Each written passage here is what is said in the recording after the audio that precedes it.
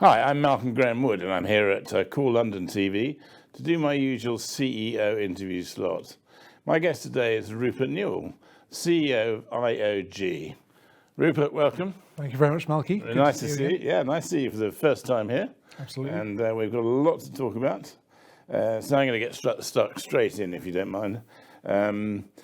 What I always ask, particularly someone who hasn't been before, just a quick overview of the company, and then I'll start to dig a bit deeper into the operational areas and so on. So if you could just give us literally a helicopter. Absolutely. Well, IOG, we're very, very simple. We are a UK gas company. We are the newest gas producer here in the UK. We produce gas into the Norfolk coast through infrastructure that we own on a very low carbon basis. Perfect. Let's take the assets one by one. With the producing fields to start with, maybe the pipeline and the onshore facilities. Okay, well, the strategic core of our business, which is a real differentiator, is our infrastructure position. We own the Saturn Banks pipeline system, which is a 24-inch trunk line with 12 and 6-inch pipelines connected to it, together with our own reception facilities onshore at Bacton.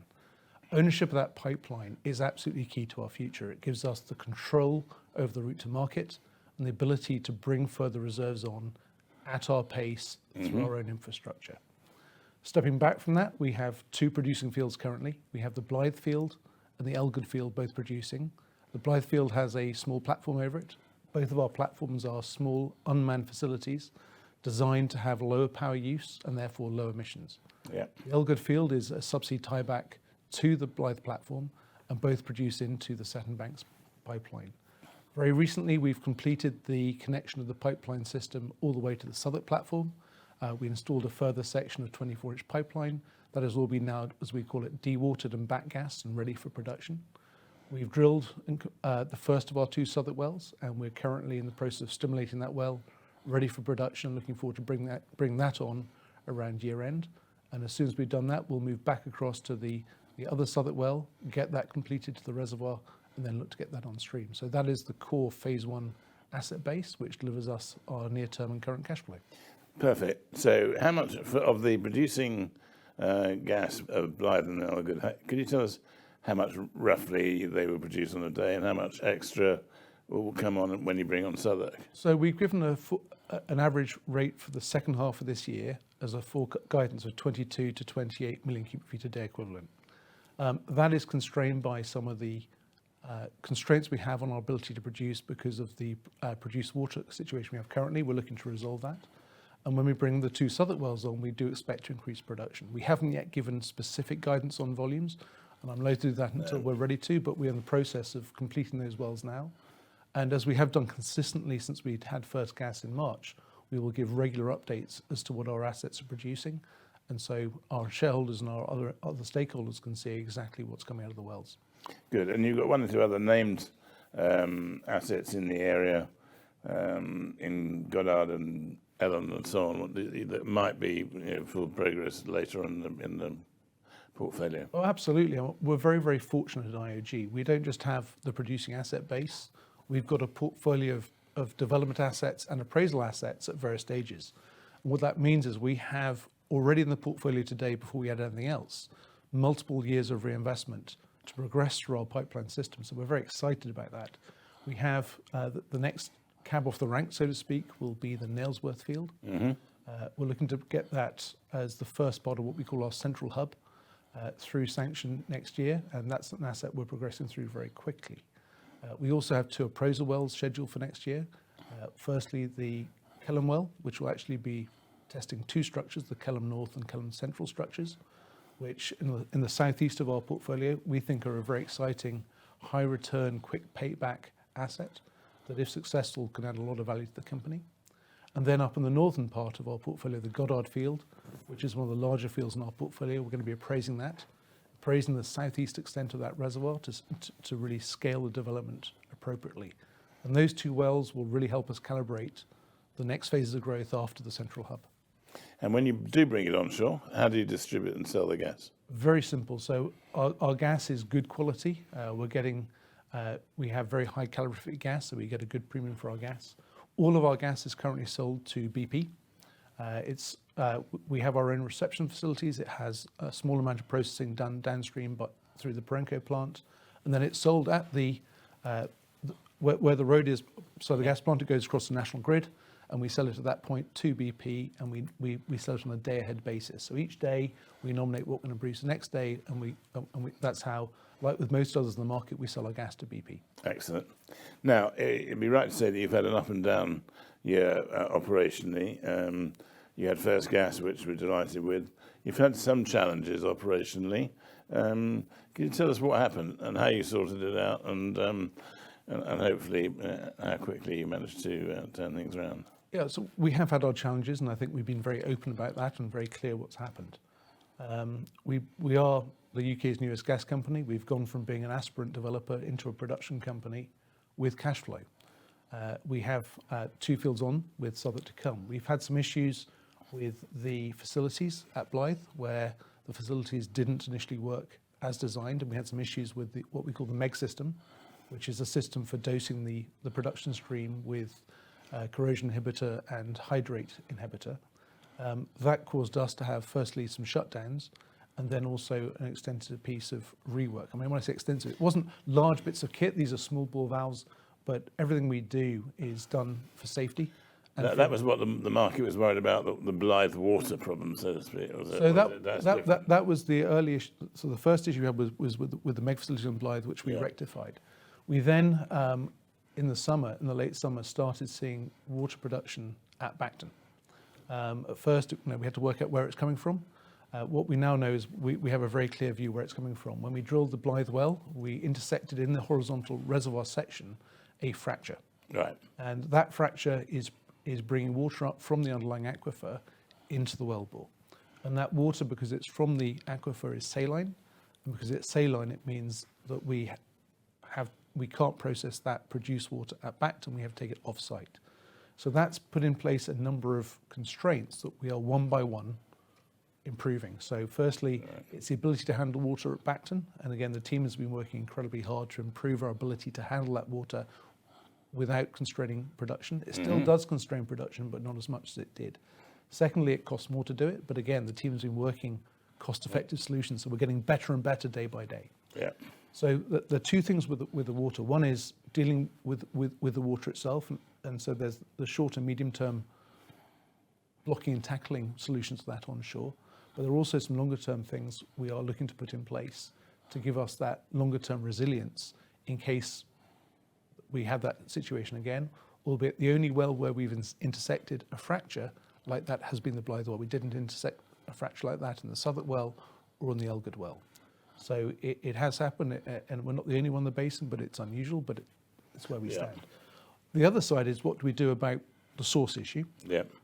So the Blythe field has been producing pretty well, good rates of gas, and we're also... One well? Yeah. We have one well in the Blythe field, and the 2 wells together are also producing a lot more condensate than which is a very nice place to be, because that provides us with a very, very good income stream. We produce a lot more condensate than we do water. So we're looking at the Blythe well, and there are 2 things there. One is, Blythe is a structure with 3 highs on it, and we drilled the southeast of those 3 highs with the first, what we call the H1 well. What we're looking at is the potential to put another well in the structure, which could do 3 things. It can allow us to accelerate production, so actually increase the flows from Blythe. It can allow us to increase the recovery from the reservoir, but it also allows us to have the optionality to dial back H1 production to the point where it doesn't produce water. And so effectively what we're looking at is solve the problem of handling the water onshore and making sure we have the future resilience for that, but also offshore, deal with the actual source problem and actually not produce water into the pipeline, which is the goal for 2023. The wells that are producing at the moment are all under what you used to call phase 1, aren't they? Yes, they are. But you've got a phase 2 up your sleeve as well. Is that right, or is that just something in the future? No, absolutely. I mean, when you step back on our business, Malcy, and why did I join the business back in late 19? Was the opportunity to build a multi-phase business.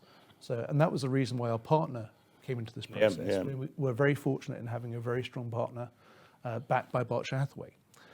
So we have the pipeline. Phase 1 was really about getting the business up and running, getting the pipeline working, But what excites me about this business is the ability to put multiple future phases through this pipeline. And again, I'll go back to where I started at the start, Malcy. We have the portfolio ready for multiple phases. So we have the central hub to develop through, which is Nailsworth and Elland. We have the southern hub, as we call it, which is the Kelham area, which again, we're very excited about that well next year. And then we've got the northern hub with Goddard. In addition to that, we've got the eastern block, which we got in the last license. All south, east, west. Well, we do, but we've looked around our pipeline, yeah. and there is a clear plan around this. Yeah. And then out to the east, the 32nd round, when everyone's very focused now on the 33rd round, but the 32nd round, we picked up the blocks to the east of Southwark, what we call the Grafton area. Yeah. And we have a strong belief in understanding the subsurface before we start drilling wells. So we've invested heavily across our portfolio in what we call reprocessing. That's taking the existing 3D seismic, but reprocessing it with modern computing technology and getting a much better image of the reservoirs below the Zechstein. And that process, we've just finished the reprocessing of that data. We're now in the interpretation phase. And we're actually quite excited about what that block to the east can do. And we do not believe in progressing assets forward without doing that reprocessing. So we've done the reprocessing over the Kelham block. We've done the reprocessing over the Southwark and Central Hub, Nailsworth Central Hub area. We've reprocessed over Goddard. So that's been a lot of the work the last few years, is really improving our subsurface knowledge and understanding. So as we go forward to the next phases, we do that with that knowledge behind us. I imagine your partner is probably quite helpful on this, isn't it? Because if I remember correctly, Berkshire Hathaway have got a private business in the States with an LNG business, and they've also got investments in other gas businesses, or are you just the happy partner? So they have a lot of businesses, as you know. In the US, they have gas pipeline businesses. Yeah. They've got they've also got stakes in large oil and gas companies there with Occidental. But here they operate through a company called Cal Energy, which is our partner, which has its own subsurface teams, its own engineering teams, and they're a very active partner. They give us very good peer review, and they contribute very actively what we do. Everything we own is 50-50 with them. And we have an area of mutual interest, which means anything we look at, whether that's a licensing round or business development, we look jointly with them. So it's a good peer review, but they're also a very good partner. They're very constructive. They give us ideas as well and feedback. They challenge us, but they also support us. They've got a fantastic balance sheet, so as a partner to rely on. And the other thing I point out is they've helped fund this business. So when we brought them in the end of 2019, they paid us £40 million up front. Yeah. They paid £60 million of our phase one development costs for us. And we have a further commitment from them, which we haven't yet drawn down, which is they've committed to fund £65 million of our share of phase two. So that effectively you can think about as equity that we have in the bank to draw down. Yeah. So no, they've really it's very enabled. positive. I've always been really happy with that tie you got there. Tell me, just a quick one on gas prices, and I know no one ever forecasts or predicts what the gas price is going to be. What's your feeling about looking at the strip and see how? Because they've been all over the place since I remember when you first started, you were looking at 45. Absolutely. And what's your view at the moment? Well, I'm going to stand back from the Malkin. The first thing I'd say is we are not a high gas price business. In fact, we've fundamentally designed our business for low gas prices. That has not changed. We believe if we design our business to operate on through cycle pricing and to be profitable at low gas prices, we will survive the cycle and thrive at the top.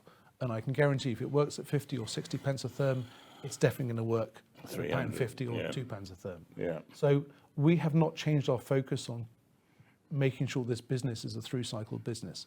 Having said that, we are clearly in an exceptional market right now. If we look at the forward curve for 2023, it's strange. Normally in the UK, we see a very seasonal price, but the gas price for January and February is about £3.40.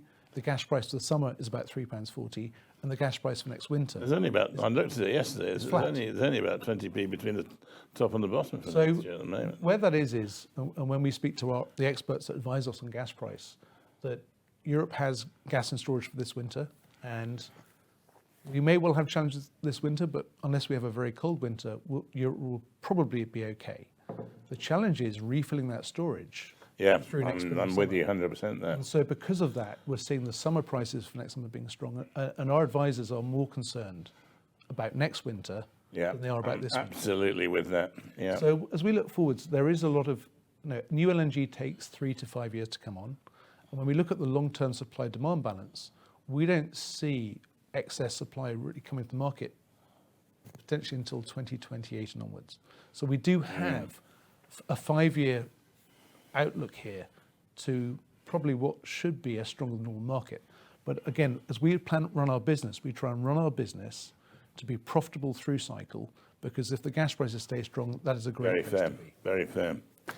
Now, one thing is I'm sure that everyone will be wanting me to ask you, and I've had lots of people sending me questions with it.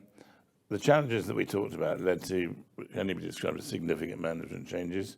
You took over from Andrew Hockey as CEO a few months ago, and in particular, you brought in Dougie Scott as the COO. Tell us, how's it all fitting together? How are you handling it? How are you handling being the governor? Well, the first thing I want to do is just pay tribute to what Andrew did for the company, because I've known him for a long time. I knew him in his previous company at Fairfield. Andrew took this company from being a concept on a piece of paper with 3 employees into a fully funded development company and now a production company. And I think if I look back through my career over the last 29 years, that doesn't happen very often. Yeah. So I think we have to really give Andy credit for making that happen, and a huge amount of respect for what he's done.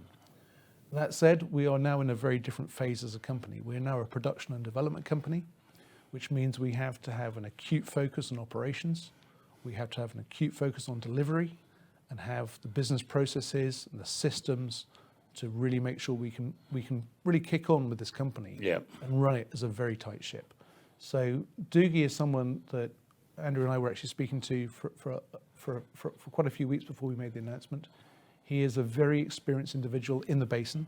His background with INEOS really puts him probably the most qualified COO we could have found. He's a driller by background. He's drilled and stimulated more wells in the basin than most. So when you look at our portfolio with a lot of tight gas wells, he's incredibly experienced. But he moved on that to being the COO at INEOS, the ops director. He then ended up as chief executive of their E&P business across the UK, Denmark and Norway. Very experienced, but as well as experience, it's what really encouraged me at Dougie is just his entire attitude. He's an incredibly driven individual, but he also understands, and again, what differentiates him from other COOs I see in this industry, he completely understands that we're doing this to run it as a business.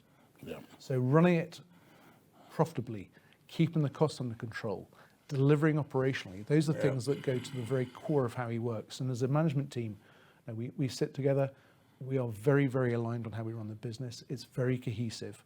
And I'm very, very proud of the team we have. So I think we have the team in place, and we're putting, and below what you've seen publicly, we've made some other changes internally as well.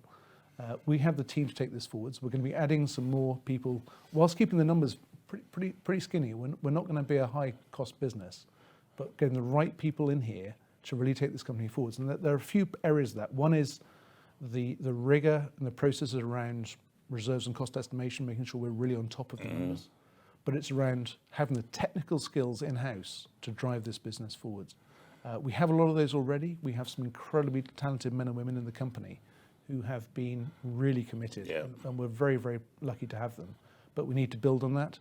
And Dougie and I and the rest of the exec team, we've reset internally the expectations for the team. We're going to be laying out a new set of values and behaviours we expect. And it is different. But the people in the business, we're very clear where we're taking this business. We're very clear what we expect people to do. And I am really confident that this team is going to deliver. I'm sure you are. I've seen the people in action and how quickly it's grown and how much work they're doing. They work very hard, your guys. A very quick word on finances, because after the management changes, you made a very quick and clear RNS statement to say that you weren't short of cash, you had enough to do everything. Tell us just how the financial situation is right now. So you stand back, we took FID in 2019, and we were determined to get to cash flow under our own steam, and we've done that. So we came on stream in March this year. We had delays coming on stream. As everyone knows, we would have liked to have been on stream earlier, but we've got on stream. We've worked through the challenges we've had. But despite that, we've built our cash position through the year. So I think the announcement we put out that day one, Yeah. I think it was 3 hours into my new role, was very clear. And that number shows that we've grown cash from first gas from the mid-year. And this business, despite all the capex and all the costs, is free cash flow positive. Yeah. Now, clearly, we had a shutdown for a period of time, partly because of the planned shutdown that Perenco had onshore, but partly because we had to depressurize our pipeline because of the 6-inch valve issue.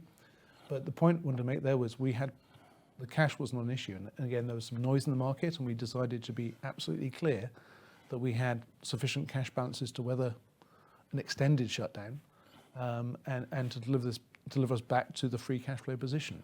We've got the shutdown executed on plan. And again, we stand back with what's happened in the past.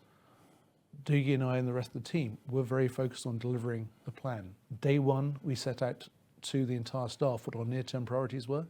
We've reinforced those every week. Everyone knows what the focus is. So we've got production back on plan. That's going well. We actually managed to do quite a lot more in the background during that shutdown than we'd planned. So because of Doogie's drive, we got stuff done that we plan to do in a future shutdown. Oh, good. So we brought stuff forward. Yeah. And that's real, and when I say Doogie and the team, because a lot of people worked hard to deliver that. Next step, and again, it's about expectations, is getting Southwark on. So the team's working very, very hard to deliver that. But we're back on stream today. Gas prices are good. So we're in a position where we have the balance sheet to kick this forwards. And we were very clear. We didn't see the balance sheet being the constraint in the near term. Excellent. While we're on that, there's a bond, which right from the beginning, which expires in 2024. Correct. What are your plans for that? So we issued that bond in September 19 to finance us through to first gas, and it's really been part of the core part of our capital structure. Through next year, I would anticipate us building our cash balances. It needs to be repaid in September 2024, so we've got time, and we have growing production and growing cash flow. So in that period, we'll have a choice. And the choice will be determined, the inputs of that will be the rate at which we build cash. Yeah. That's a combination of production rate times gas price. Yeah. But also our plans to reinvest that cash in the business for high return incremental growth. And we know about the central hub. There's some other areas we're going to be looking at, obviously, with the Kellerman Goddard appraisal wells. We'll touch, I'm sure we'll be asking about it in a second, but also the 33rd round, where we're very excited. It's on my list. So depending on those outturns, I guess the spectrum for that bond is either we'll repay it and operate it out of cash flow, which wouldn't be a very efficient capital structure, through to us saying, look, let's refinance the bond into a new debt facility, be it a bond or a bank facility, that is more of a corporate structure as opposed to a project structure, that then release our ability to pay dividends and do other things. That's the next question. I mean, I know that it's way too early to think about dividends from this company at the moment, but you wouldn't be able to pay a dividend when you've got the bond as it is at the moment, in my eyes. But you. So the bond as it is today prohibits us paying a dividend.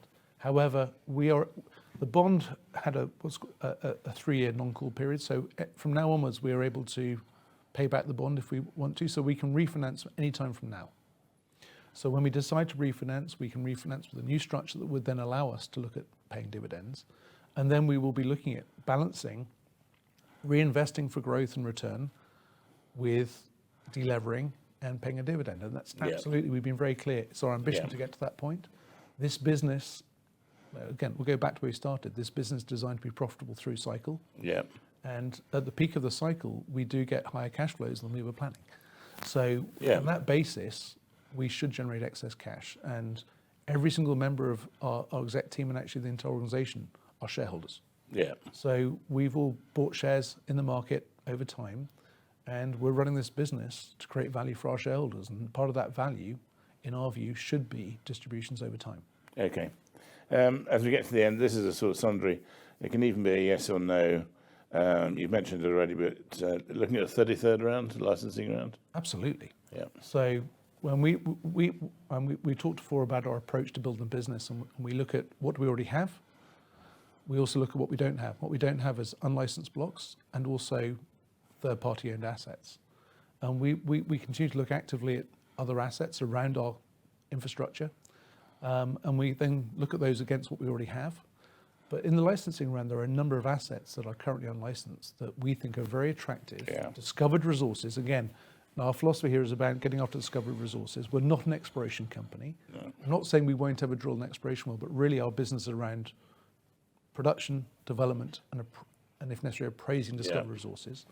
And we think there are things that we can accelerate in and around our portfolio that we can capture in the round. And capturing assets in the round will always be for us the lowest cost entry point. So when we look at third-party owned assets versus unlicensed assets, it's a very easy decision. So we're pretty excited about the round, 12th of January. We know the date very clearly and expect us to be fairly active around our infrastructure position. But of course, knowing your background, I'm sure that you'd have kept an eye on the M&A in the sector and what's going on in and around what you do and how you do. Are you keeping your eyes peeled for things? And absolutely. I mean, we're very aware of who's around us. We participate in processes and we have discussions if there are assets that appeal to our strategy. But then again, everything we do is driven by creating value per share. And so when we look at M&A, we say, is it going to be accretive to what we do? Because our business is about creating value for our shareholders, not anyone else's. Absolutely. And when we look at M&A, we look at how does that compare to what we already have? Is it better? And if no, and we don't have. And you're still building a business. I mean, to be fair, you talked earlier in the chat about so many things you have to drill out and develop and everything else. So, but again, I think when you stand back, we're in a very fortunate position with our portfolio that we don't need to buy anything. Because we got the assets to go after. But again, we're always trying to high grade what we have. We're trying to improve the returns of what we have. But I think in the near term, there's a lot more value for us in the round than in M&A. But that won't stop us being aware and alert. But again, if we do go down that route in the future, it'll be with a clear view on value per share. Any view on this government tax affect you that much, or? The new tax, minuses, or? The new tax affects everyone in this industry, some more than others. Clearly, a 75% marginal tax rate is a tough place to be. It makes the UK one of the highest tax regimes globally. I think when you stand back and look at who gets affected most, we are very fortunate and we have a balance of production, and the production creates investment allowance, as well as future development phases. And so if we were long production but without places to reinvest, we'd be very concerned. If we didn't have enough investment allowance to cover our development spend, I'd be very concerned. And I think what this tax does is says you need to really think about balancing the investment allowance you create through the tax payments with the rate of spend on development. And of course, the more we can bring forward in development, the more new allowance we create to allow us to build the business. And so we are looking at that carefully. The industry is lobbying government very actively. We're very much part of that around, I don't think there's much likelihood of changing the headline, but there are some details around it. The industry is lobbying very hard to create a floor below which the tax go away, which is very important for financing. And there's some other areas that we've been lobbying directly about to really look at some of the measures the government's used previously in previous windfall tax, whether that's PRT, whether it's a supplementary corporation tax, where both of those, they introduced what's called a small fields allowance. We suggested they relook at that. So there are things that can be done around the edges to help smaller companies like us continue to invest in the UK. Because we're very clear, we are focused in the UK. We are investing in low carbon gas. And our gas is producing at about a kilo of CO2 per barrel oil equivalent. The North Sea average is 20. And imported US LNG is about 150.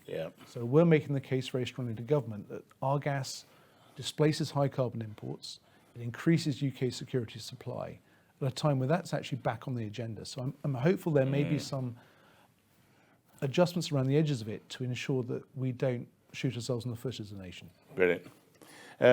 Just quickly, you've got a big shareholder from way back when, LOG, who are still in administration, if I'm right. Anything you can do about that? Anything you just keep in contact? What happens? London Oil and Gas went into administration in early 2019. So they've been a shareholder since then. When we did the farm out, we restructured their position quite extensively. They had a number of convertible loan notes. They converted some of those. The one that didn't convert, we changed from an interest-bearing to a non-interest-bearing convertible loan note. And that's also subordinated and behind the bond. So They sit there, they've been very patient, they've been very supportive, they're still there as a shareholder, they've sold a few shares, but not a whole. What have they got at the moment? They've got around 26% of the company, plus they have the convertible loan note. We have good relationships with the administrators. We speak to them, I wouldn't say regularly, but frequently. And they've been very patient and supportive. We can't force them to do anything. They've been constructive and helpful. They've been approachable for us, and they keep in good communication with us. Lovely. People have been calling it overhang for the last 3 years. Yeah, I know where that's coming from, but there's nothing you can do. Well, we've been through a lot. I always ask the same question at the end, and then with you as a fairly new CEO of this company, it's more important than most. What's your vision for the company? Where would you like to see IOG in 12 to 18 months' time? Well, the key is about building a portfolio of gas-producing assets around our pipeline. So today we have 2 wells producing. Now, we're looking forward to bringing another 2 on shortly. Yeah. But really, this is about having multiple fields, a portfolio coming through our pipeline, and building a multi-phase, high-return business that creates value for our shareholders. We're very lucky we have the assets to do so. Not many of our peer group own the infrastructure. Yeah.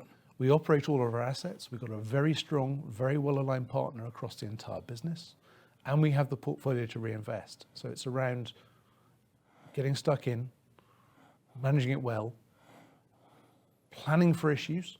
So again, one of the things we're doing a bit differently is we're planning for issues so that we can be ready to react to them and actually run this business as well as we can. And we have the team, we have the systems, we have the processes in place. But I think we can build a really exciting business for our shareholders. Well, thank you very much for your time, Rupert. This has been a longish interview by my standards, and which is how I like it. But it's because there's been so much to say, so much on all the different levels.